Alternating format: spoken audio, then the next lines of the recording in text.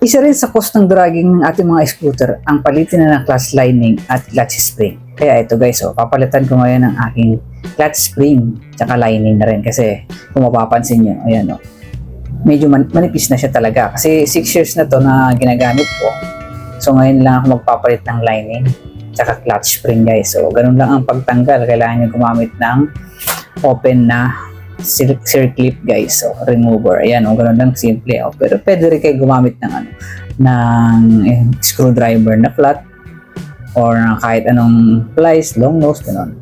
So pero ito yung pinakamadaling pangtanggal. Ayan guys, yan, papasinin nyo pag ganyan, medyo maano na siya, maganit na ganyan, nagkakos siya ng dragging guys. Ayan, tsaka tignan nyo, manipis na talaga yung lining ko. Tsaka itong butas niya dito guys, ayan, buluwag yan, kaya talagang baka pagka napabayaan, pwedeng masira yun. Okay, so ito ngayon, papalitan na natin ng clutch lining at ng clutch spring. Pinsan nyo yung bagong versus do sa luma. Ayan guys, di ba?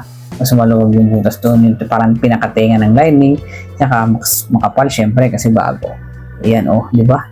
So manipis na, palitan na natin ng clutch lining. Okay guys, ayan, compare lang ulit natin, simple lang din ang pagpapalit niyan ng clutch lining guys. So syempre, ito muna, kailangan natin lagyan ng kapirasong o konting grasa lang na ganyan.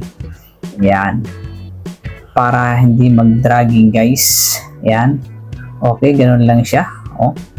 Okay, so ilagay na natin ang clutch lining. Okay, yan, make sure lang na nagpi-play na ganyan para iwas dragging guys. At ito naman pala yung binili ko na clutch spring. Tatlo na yan, 800 RPM na stock. Ito yung luma guys. Palitan na rin natin ng clutch spring. Yan, so nandyan lang yan guys sa basket natin ha. Pag magpapalit na rin kayo ng clutch spring, dyan na yung link, click nyo lang guys. Okay, ganun lang din ang pagkakabit.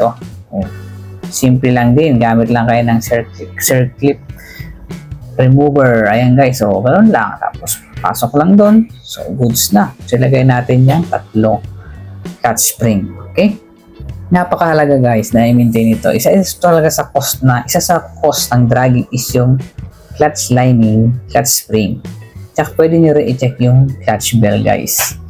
Okay, yan, so ilagay natin itong mga bagong clutch spring guys. Yan, kasi yung linis ko ng aking panggilid is nakakaramdam pa rin ako ng dragging, kaya nag-decision ako na palitan na ang lining at clutch spring guys.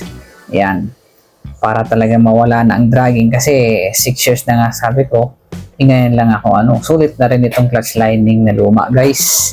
Yan, ganyan lang pagbabalik madali lang pag may tools ka guys. So yan na, goods na. Okay, lagay na lang natin yung plate ko.